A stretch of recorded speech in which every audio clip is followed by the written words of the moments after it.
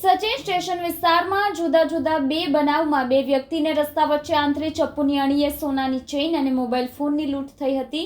સચિન પોલીસે આ લૂંટના બનાવનો ભેદ ઉકેલી 3 રીઢા ગુનેગારોને દબોચી લીધા હોવાનું જાણવા મળ્યું છે. સચિન પોલીસ સૂત્રો દ્વારા પ્રાપ્ત વિગત મુજબ વરાછવાની કમલ પાર્ક સોસાયટીમાં રહેતા જ્ઞાનેશ્વર ઉર્ફે નાના રામેશ્વર સપકાળે ડ્રાઇવિંગના વ્યવસાય સાથે સંકળાયેલા છે. ગત તારીખ 28મી જાન્યુઆરીના રોજ મધરાતે તેઓ સચિન સ્ટેશન પાસેના સહયોગ કોમ્પ્લેક્સ પાસેથી પસાર થઈ રહ્યા હતા.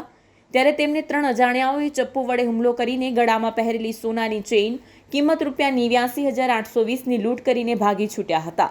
ઉપરાંત લાજપોર ખાતે રહેતા અને ખેતીનો વ્યવસાય કરતા મોહમ્મદ સફીક અહમદ મિયા કારા સહિત સંબંધીઓ બાઇક લઈને લાજપોર જઈ રહ્યા હતા.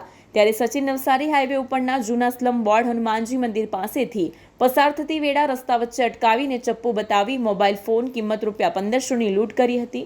આમ સોનાની ચેઇન અને મોબાઈલ ફોનની લૂંટના બનાવ અંગે સચિન પોલીસે ફરિયાદ નોંધી હતી.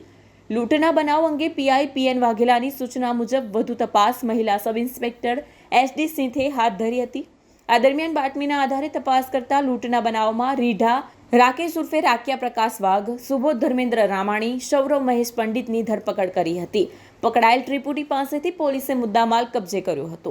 કેમેરામેન હકીમ શેખ સાથે વસીમ હાસમીનો રિપોર્ટ, આઝાદ ન્યૂઝ, સુરત. હા, તારીખ 28/1 ના રોજ જે એક અમારે ત્યાં લૂંટનો બનાવ બન્યો હતો, જે બાબતે ગઈકાલે આરોપીને અટક કરવામાં આવી છે અને ગુનાની જગ્યાનું રિકન્સ્ટ્રક્શન પણ કરવામાં આવ્યું છે અને એના પાછળના જે ગુનાહિત ઇતિહાસ છે એ જોતા ભવિષ્યમાં એના વિરુદ્ધ અટકાયતી પગલાં પણ લેવામાં આવશે.